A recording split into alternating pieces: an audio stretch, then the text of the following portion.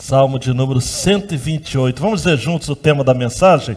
A família. Foi fraquinho, né? Agora você vai falar a minha família. Vamos lá?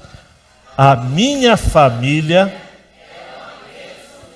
Aí melhorou. A minha família é uma bênção de Deus. Salmo de número 128.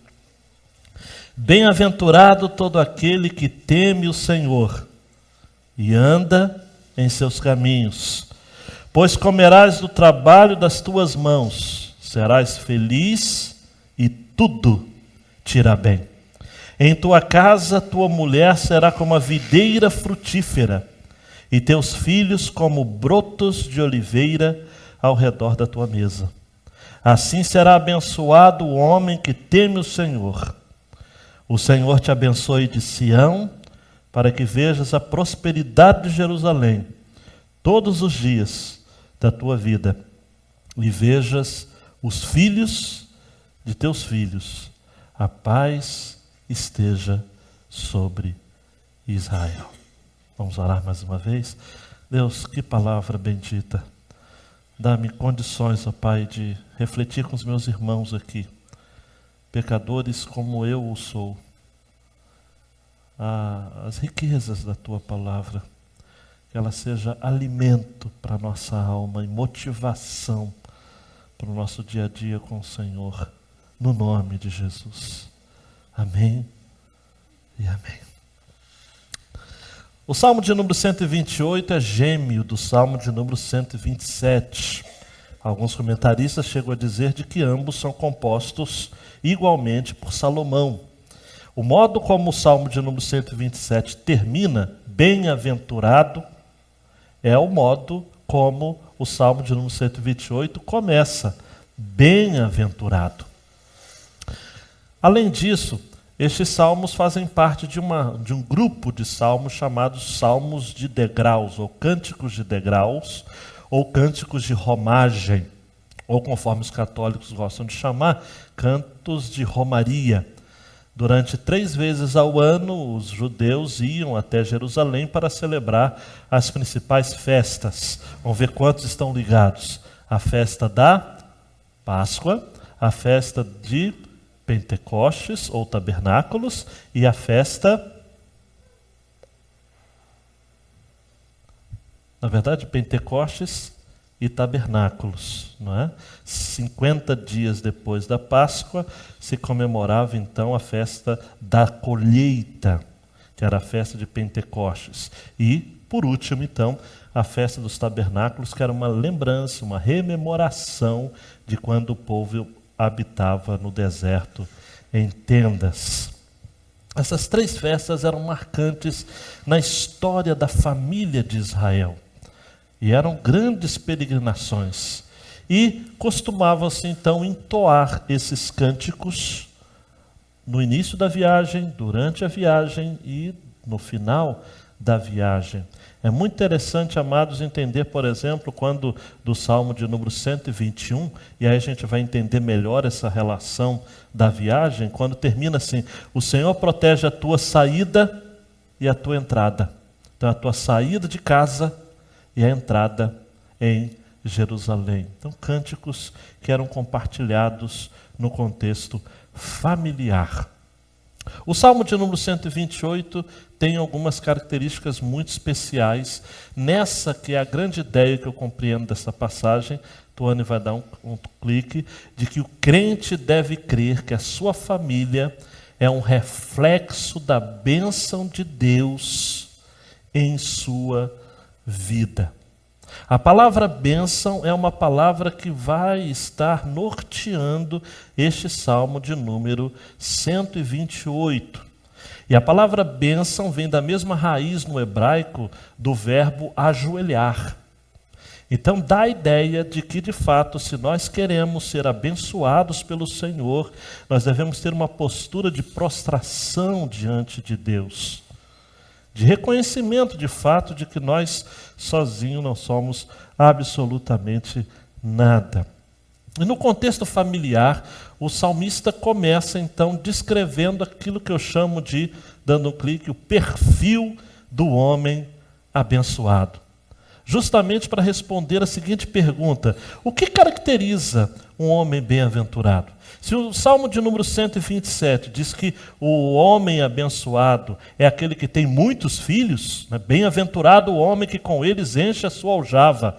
Versículo 5 do Salmo de número 127. Bem-aventurado o homem que tem muitos filhos, porque eles serão defendidos quando diante dos combates, dos embates da vida.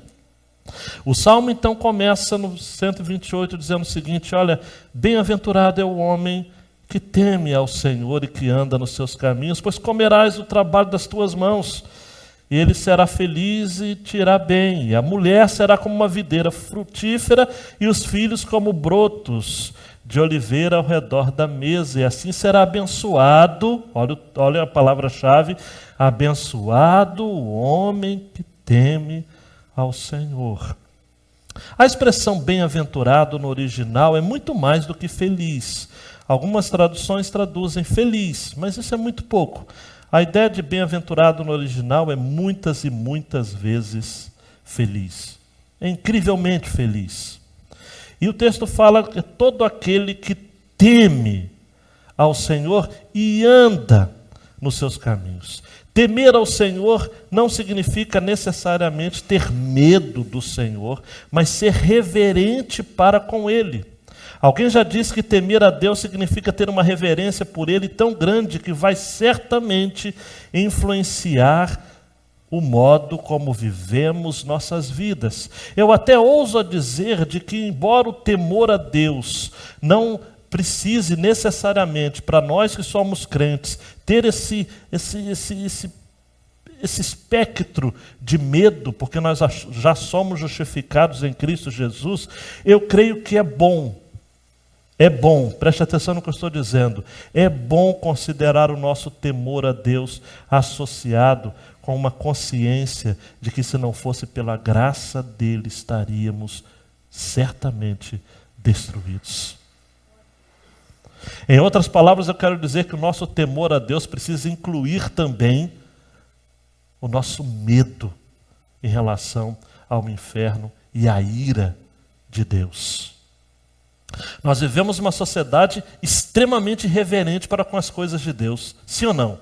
Os símbolos cristãos, a palavra de Deus, o modo como as pessoas vão tomando as decisões, sem considerar. Nós vimos há pouco tempo em nossa Assembleia, sem considerar o que Deus pensa sobre isso. E a nossa geração, amados, é uma geração, preste atenção, que está de costas para Deus. Está voltando as costas para Deus. De que adianta nos nossos tribunais de justiça ter o símbolo da cruz, se ela não é usada como elemento central para a tomada das principais decisões? De que adianta em algumas câmaras de deputados, de vereadores, nas assembleias, quer seja municipais, legislativas ou federais, vez por outra se começar uma sessão lendo a Bíblia, se depois todos os assuntos tratados e considerados de nada vão levar a Bíblia como referência? De que adianta em alguns lares cristãos se ter a Bíblia com as páginas amareladas no Salmo de número 91, se isso não muda a história da vida das pessoas?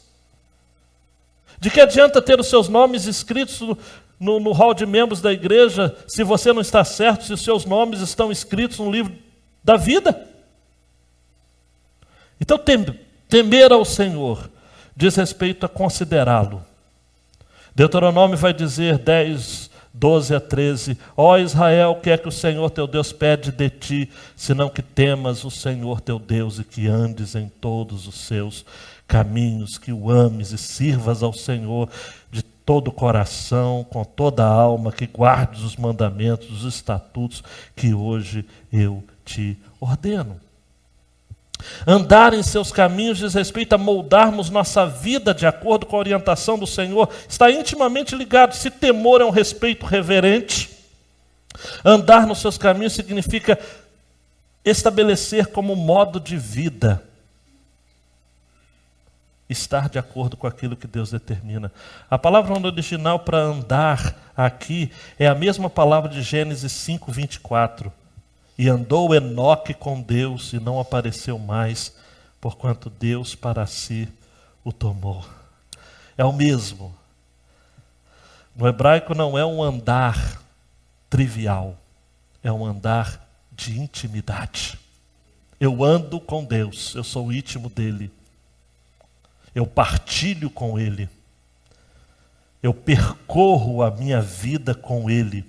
Eu ando ao redor dele. Todo o sentido do original aqui, andar em seus caminhos.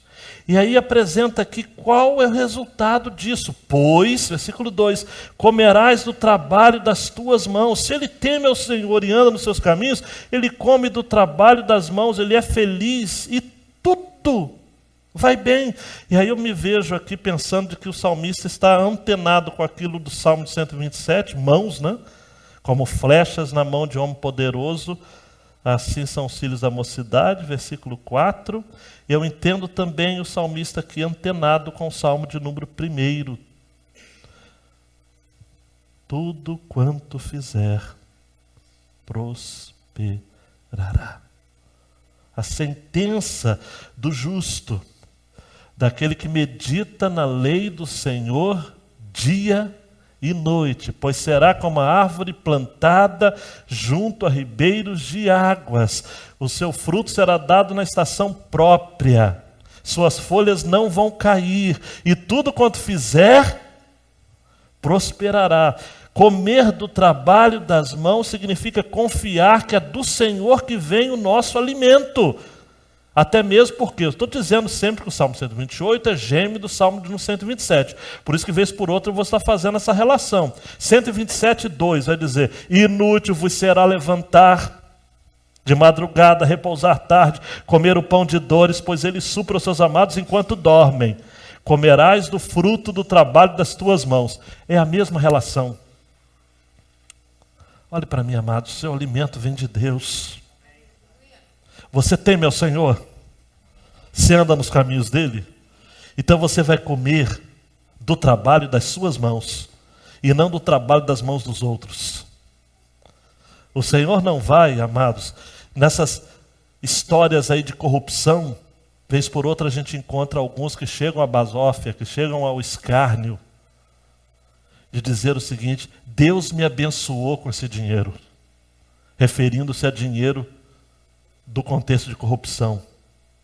Talvez não exista algo que contrarie mais o princípio de Deus a respeito do trabalho e do sustento, do que de acreditar que Deus estará colocando na sua mão um dinheiro que seja fruto de desonestidade. Pois comerás do trabalho. Quer ver uma outra relação que eu faço com Gênesis capítulo 3, quando o trabalho vai ser algo assim: do suor do teu trabalho comerás. Lembra-se disso? E agora o salmista fala: comerás do trabalho das tuas mãos, feliz serás e te irás bem. Aquilo que em Gênesis, amados, era resultado de pecado, de maldição, o homem teria que trabalhar duro para se sustentar, suar a camisa. E todo o trabalho, amados, é 90% transpiração e 10% inspiração.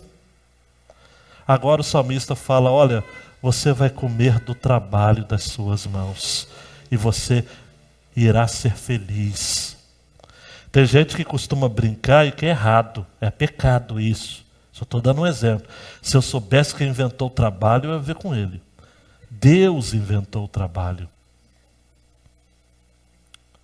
Hoje eu vi alguém comentando comigo assim: mas fulano de tal não é rico? Por que ele trabalha? A nossa visão tupiniquim brasileira, índio cara pálida, é de que trabalho é maldição. Porque os portugueses, quando vieram para o Brasil, a maioria deles associavam trabalho com escravidão. Por isso que todos tinham escravos. O trabalho nobre, intelectual, de mandar dos grandes senhores, isso era de fato boa vida. Homens bons eram chamados no período da colônia, depois do império. Agora, Trabalho é coisa para quem é escravo, para quem não teve outra oportunidade na vida, a não ser trabalhar. A própria palavra trabalhar no latim vem do latim laborar, ou laborare, que significa o quê? Se esforçar terrivelmente, ser torturado com labor. Mas a ética protestante, a partir de Lutero, que ele costumava dizer um trocadilho, ora et labora, dizendo que na ética cristã nós temos que orar e trabalhar. Orar e trabalhar, porque é de Deus que vem o nosso sustento. Mas trabalha. Comerás do trabalho das tuas mãos, serás feliz e tudo te irá bem. As mãos dos pais, Charles Swindoll, desfrutam do produto do seu trabalho quando colhem o fruto do jardim doméstico que cultivaram, né? O homem que caminha com Deus e conduz sua família debaixo do temor ao Senhor pode ter como certa a felicidade e a prosperidade. Pode esperar. Felicidade não deve ser a causa da nossa vida, nem a obsessão maior como alvo. Felicidade é sempre consequência. Consequência. E agora então, a partir do versículo 3, ou o versículo 3 em especial, apresenta-nos então o salmista aspectos da convivência de uma família abençoada. Primeiro, em tua casa, tua mulher será como a videira frutífera. Sua esposa será como videira frutífera que floresce em seu lar. Minhas irmãs, olha que imagem linda. Videira frutífera. Não basta ser videira, tem que ser frutífera. A sua vida tem sido, como mulher de Deus, uma vida frutífera. Você tem produzido frutos de piedade. Você que é mãe de crianças pequenas ainda recém-nascidas, junto com o leite materno, você está dando a ela o leite puro da palavra de Deus? Você tem aproveitado os melhores anos dos seus filhos, que eu julgo ser até os 4 anos, para incutir na mente deles os valores do Evangelho? De certo modo, e eu entendo isso, já falei várias vezes, de preferência sem trabalhar fora. Porque o texto diz, em tua casa tua mulher será como uma videira frutífera. Você se sente bem dentro da sua casa? Ou para você ficar em casa é um inferno? A mulher precisa se sentir bem em casa, porque senão vai ser como a mulher de Provérbios 7:11, alvoroçada e irrequieta e que não para em sua casa os seus pés. Paulo vai escrever, amados, a Tito, falando a respeito da mulher ser boa dona de casa. Um chamado, um dom especial. Em tua casa. Eu sei que nós estamos, amados e amadas, na contramão do sistema. Isso daqui, se fosse ouvido, compartilhado esta mensagem, iria dizer de que eu estou tendo uma visão antropocêntrica ou patriarcalista ou o que quer que seja. Mas a visão bíblica, amados, é de que a mulher precisa gostar de ficar em casa e dar frutos de piedade dentro de casa. E nós temos vários exemplos bíblicos disso. Nós temos exemplos de Sara, nós temos exemplo de Rebeca, nós temos exemplo de Raquel, foi chamada mãe Israel, Débora, juíza, mãe de Israel.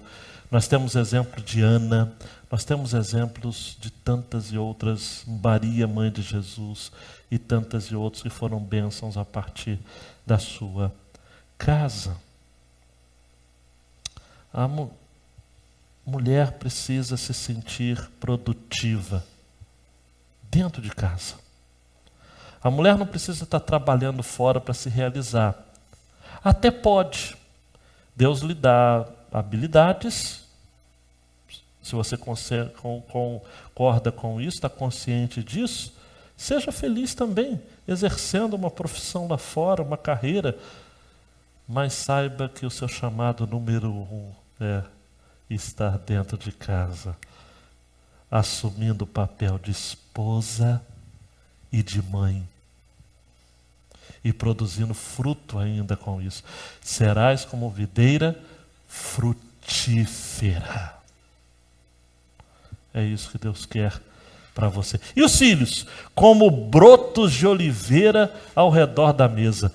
Gente, preste atenção, é broto, não é ramo. Por que não é ramo?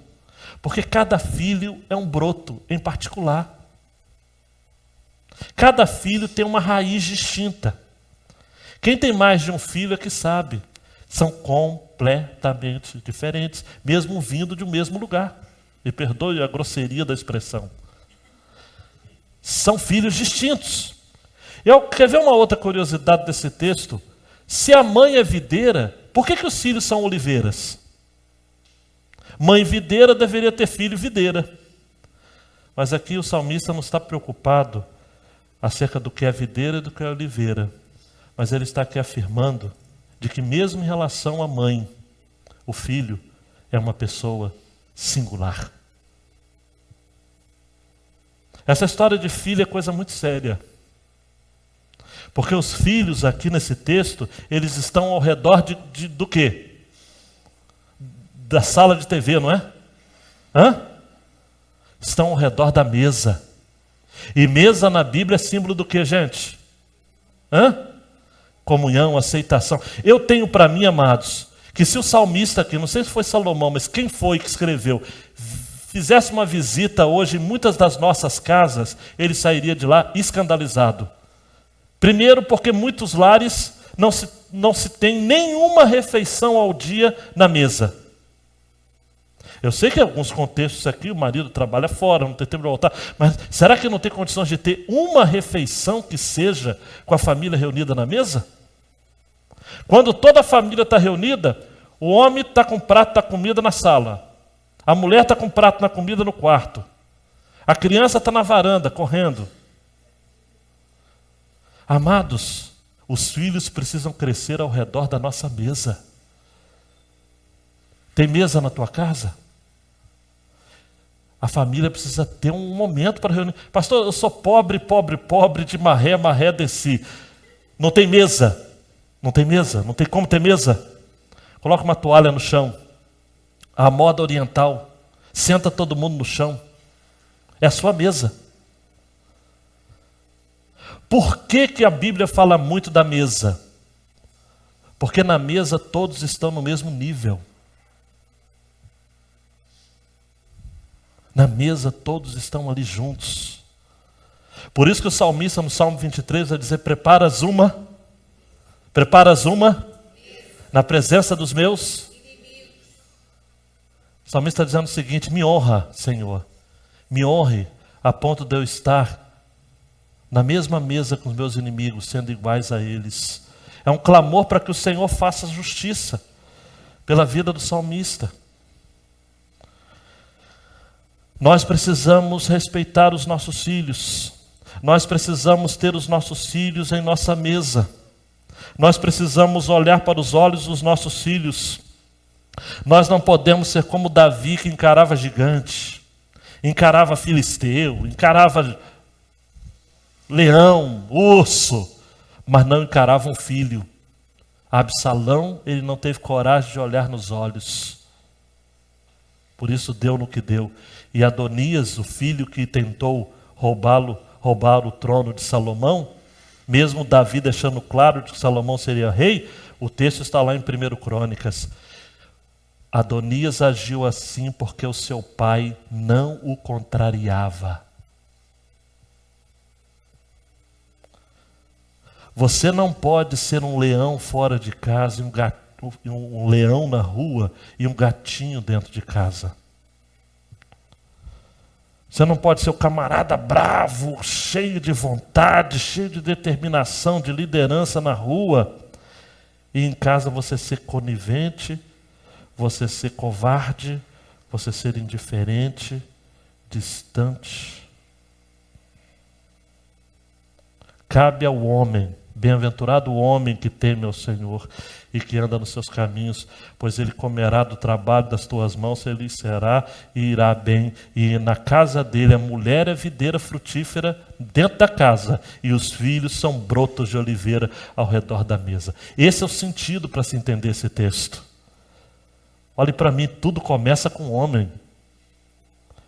99,9% dos problemas familiares são por conta do homem. E o 1% que faltou é por causa da omissão do homem. 99,99% é culpa dele. E 1% ele foi omisso. É culpa dele também. Por isso que o versículo 4, vamos dizer todo mundo juntos? Para falar, isso é coisa do pastor Ezequiel Vetamo. O que diz o versículo 4 do Salmo de número 128? Juntos. Assim... Eu não ouvi. Assim será abençoado quem? O homem que teme ao Senhor. Aí algumas pessoas falam o seguinte: pastor, mas homem aqui está no sentido... Não tem sentido... Aqui no hebraico, no inglês, no francês, no espanhol. Que língua vocês querem que eu fale? É homem. É homem que teme o Senhor. Tuane, aí nós vamos ver o término do Salmo, nos versículos 5 e 6, que é a proclamação da bênção de Deus. O tom muda, porque o Salmo termina agora com um olhar para o futuro.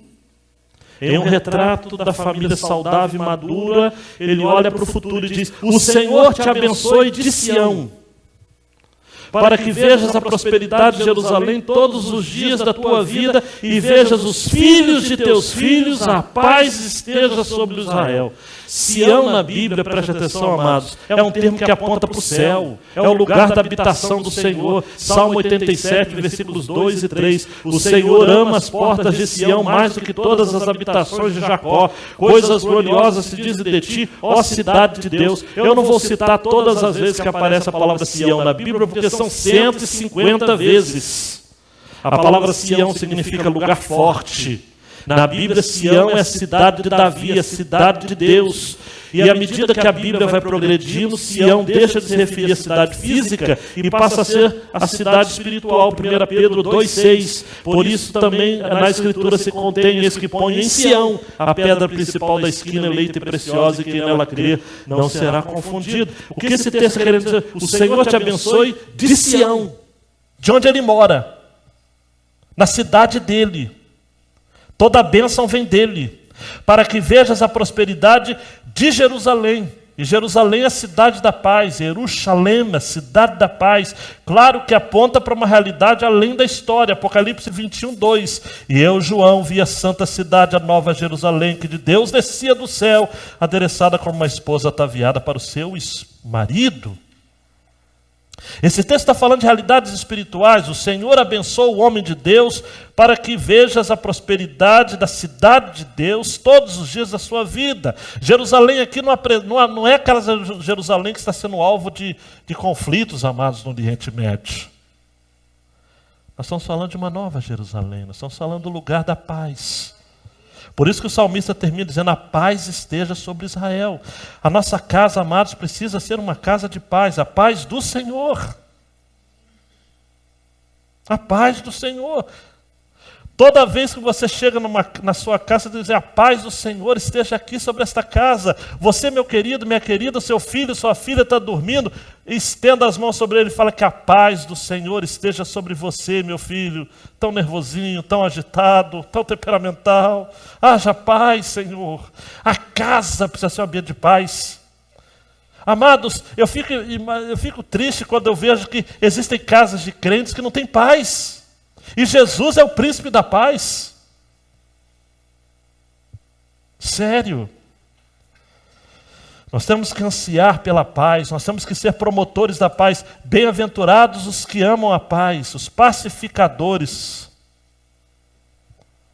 Querido, olha para mim. Seja um construtor de pontes, não de muros. Por favor. Paulo vai dizer a Romanos 12:18, se for possível, quanto estiver em vós, tende paz com todos os homens. Na sua casa, seja um agente de paz. É atribuída a São Francisco de Assis aquela oração famosa: Senhor, faça de mim um instrumento da tua paz. Quem foi católico aqui lembra dessa oração. E é verdade, Senhor, faça de mim um instrumento da tua paz. Jesus falou algo no Novo Testamento tão sério que quando ele dividiu os 70 para fazer a obra missionária, ele falou o seguinte: se você chegar numa casa, você deixa a paz. Se receber a paz, tudo bem. Se não receber, a paz vai voltar para você. Então, seja um agente de paz.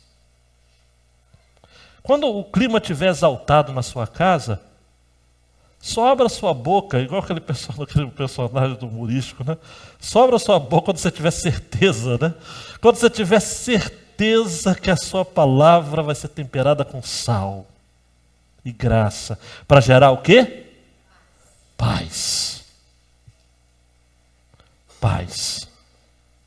E versículo 6 vai dizer: e verás ou e vejas os filhos de teus filhos. Aí o salmista fala sobre a nova geração. O foco sai de filhos e passa para netos. Na perspectiva bíblica, amados, eu não vou me delongar nesse ponto, mas é muito importante. Na perspectiva bíblica, o homem que teme ao Senhor, ele não abençoa, e anda nos seus caminhos, ele não abençoa apenas a sua geração e a geração dos seus filhos. Ele alcança também os filhos dos filhos. Em outras palavras, preste atenção, os seus netos receberão desdobramentos da bênção de Deus sobre a sua vida.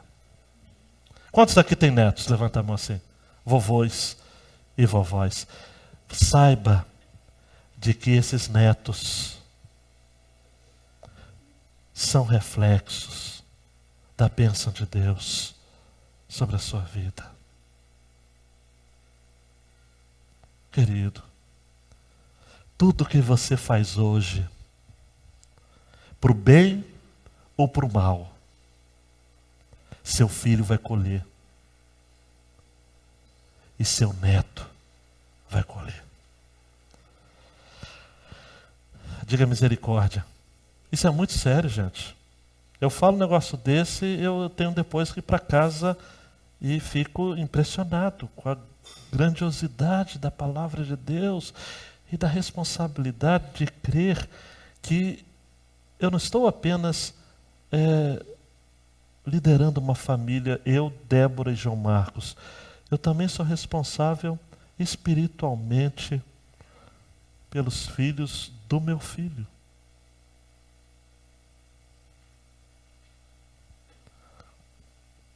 E que muita coisa que eu não vou ver, mas o Senhor vai fazer.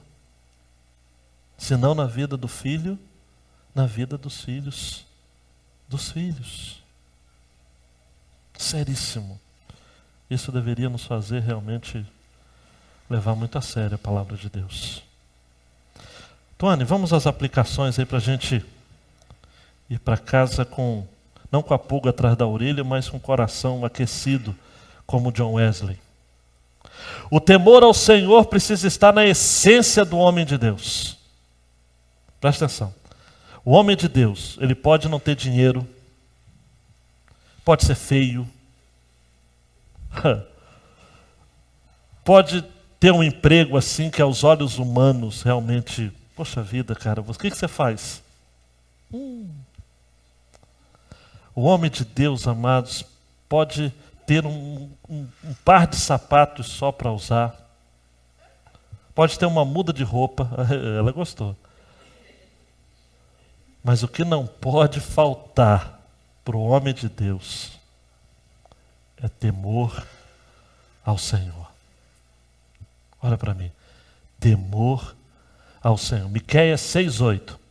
Ele te declarou ao homem o que é bom e que é o que o Senhor pede de ti, senão que pratiques a justiça, ames a benignidade e andes humildemente com o teu Deus. É isso. Tema ao Senhor. O Salomão vai estar ensinando para a gente. O temor ao Senhor é o princípio da sabedoria. Segunda aplicação, Tuane. A conduta do crente fora de casa reflete quem ele é dentro de casa. Eu vou estar falando algo que você já está careca de saber, mas é importante a gente relembrar. Nós nunca vamos ter uma sociedade forte tendo famílias fracas. Não tem como ter. As mudanças que a sociedade precisa, elas só vão vir a partir de lares, famílias fortes. Billy Graham disse: nossos lares sofrem. O divórcio atingiu proporções epidêmicas. Quando a moral da sociedade é abalada, a família é a primeira a sofrer. O lar é a unidade básica da nossa sociedade e uma nação somente é tão forte quanto os seus lares. A destruição de um lar não é uma manchete jornalística, normalmente, mas destrói, como cupins, a estrutura da nação. Quando a gente vê nos telejornais, nas revistas, por exemplo, quem é assinante da revista Veja viu essa semana o depoimento da Luísa Brunet, não foi isso? Que fora alvo de agressões do seu marido multimilionário durante anos. Ele representa, amados, expressa uma sociedade em que quem tem dinheiro consegue esconder muitos malfeitos a partir da sua casa. Conduta fora de casa reflete quem a gente é dentro de casa e mais cedo ou mais tarde a máscara cai. Não tem como. Não tem como. Outra aplicação, Tuane. A felicidade não deve ser uma busca, mas sim uma consequência na vida do homem de Deus. A felicidade nunca é busca. C.S. Lewis fala algo muito interessante num dos seus livros, que o que chamaríamos aqui e agora de nossa felicidade não é o alvo principal que Deus tem em vista, mas quando formos aquilo que Ele pode amar, sem impedimento, seremos de fato felizes. A nossa felicidade é resultado daquilo que nós somos em Deus. Eu repito, resultado. Não deve ser a busca. Essa busca dessa tal felicidade não existe. Essa coisa de eu só quero ser feliz, andar tranquilamente na favela em que eu nasci, não representa realmente uma busca bíblica. Na Bíblia, o feliz é quem é. Bem-aventurados os que são pobres de espírito. Bem-aventurados os que choram. Bem-aventurados os que têm sede e fome de justiça. Sempre a bem-aventurança, a felicidade é resultado de uma atitude. Repita comigo, felicidade é resultado de uma atitude. Salmo 1, bem-aventurado é o homem que não anda segundo o conselho dos ímpios, e por aí vai. Salmo 128, bem-aventurado, feliz é aquele que teme o Senhor e anda nos seus caminhos. A lógica é a mesma, vocês estão comigo? A lógica é essa. A felicidade é a resposta de uma atitude. Tuane, dentro de casa ou da casa dos crentes deve vicejar vida e fertilidade. Eu quero trazer mais uma palavra aí para o seu vocabulário. Vicejar. É uma palavra linda. Significa ter viço, dar viço. Já expliquei tudo, né? Desenvolver com força, fazer germinar, manifestar com força e copiosamente. Vicejar é aparecer com força. A vitalidade, a vida, a fertilidade. Amados, preste atenção. Dentro de casa, a mulher tem que ser videira frutífera. E os filhos como brotos de oliveira. Onde? Ao redor da mesa. E se tem mesa, tem algo para colocar na mesa.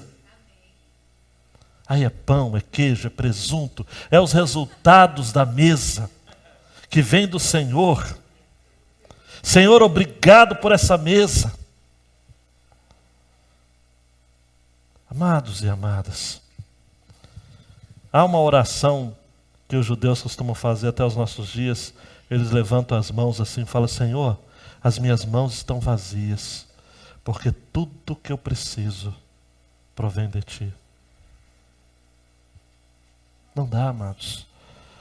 A nossa mesa, eu acho, aqui não tem porque aqui todo mundo é crente, mas às vezes tem algumas mesas de outras igrejas, outros crentes, que os pais colocam, eu odeio isso. Eu odeio isso, eu odeio isso. Amados, tudo que chega na nossa mesa é resultado do quê? Da fidelidade do Senhor. Então, engole o jiló com força. Engole o macarrão. Esse final de semana, amados, eu fui provado na minha fé. A primeira noite lá no sul, eu imaginando que eu ia comer uma coisa assim. Pastor, a gente preparou uma sopinha. E eu amo sopa. Eu fiquei assim, meu Deus, não vai ter nenhuma sustância. Mas aí Deus me deu assim uma visão. Porque ela falou o seguinte, pastor, mas antes nós vamos ter um café, a sopa é para mais tarde. Amados, no café eu arrebentei. Eu peguei pão, chimia, comi, e comi aquele negócio, aquilo, tudo que tinha na mesa.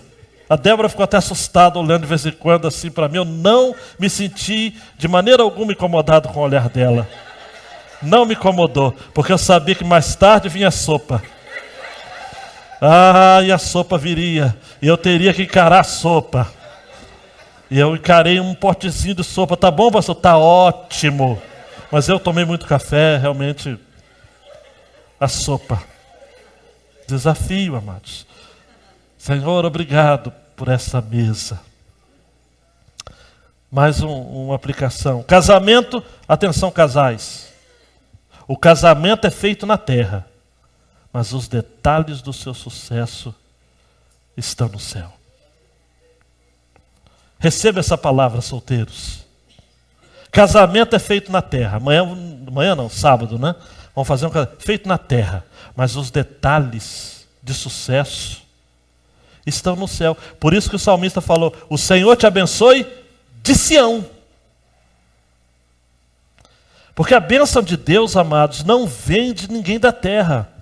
Casamento não vai dar certo, amados, porque a cerimônia foi bonita. Toda cerimônia é importante. Mas se a gente fala o seguinte, eu queria casar, sei lá, meu casamento, eu estou fazendo um orçamento aqui, estou cortando, estou quase tirando o noivo da lista de convidados para ficar mais barato.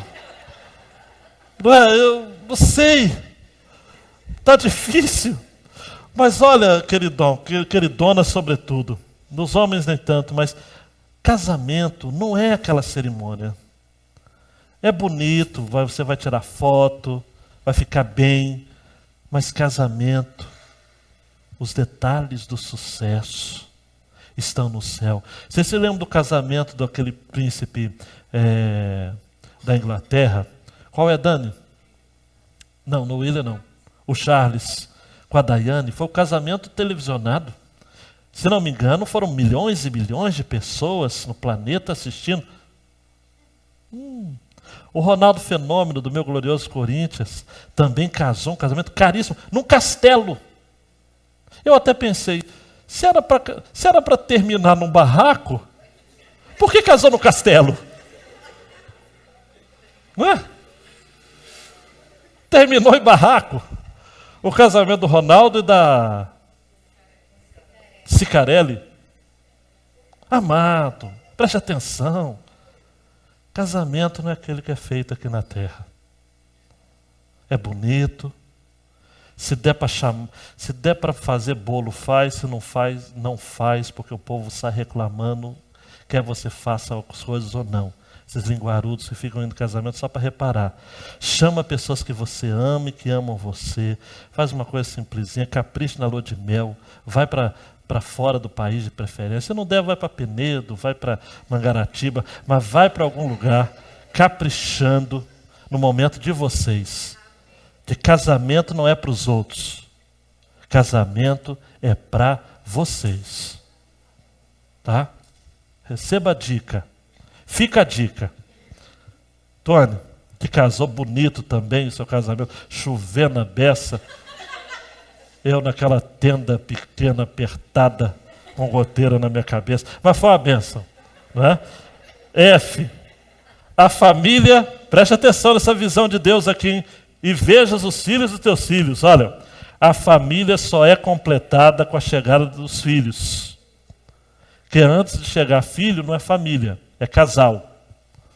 E com os netos, a família fica preenchida em graça e alegria e bagunça. São os netos, amados. Porque os netos, os avós, não precisam se preocupar em educar. Precisa? Aí deixa à vontade. Deixa à vontade. A família, amados, quando tem filhos, é de fato uma bênção. A chegada de um filho alegra o lar. Às vezes a nossa vida, por exemplo, Débora costuma falar isso mais do que eu. Às vezes ela fala assim, amor, se não fosse o João, nossa vida seria sem graça. E eu fico pensando, será que ela está me chamando de sem graça? Até agora que eu falei, eu estou prestando atenção de que, na verdade, é uma crítica dela a mim. Agora que eu me toquei. Agora que eu me toquei. Só o casal, né?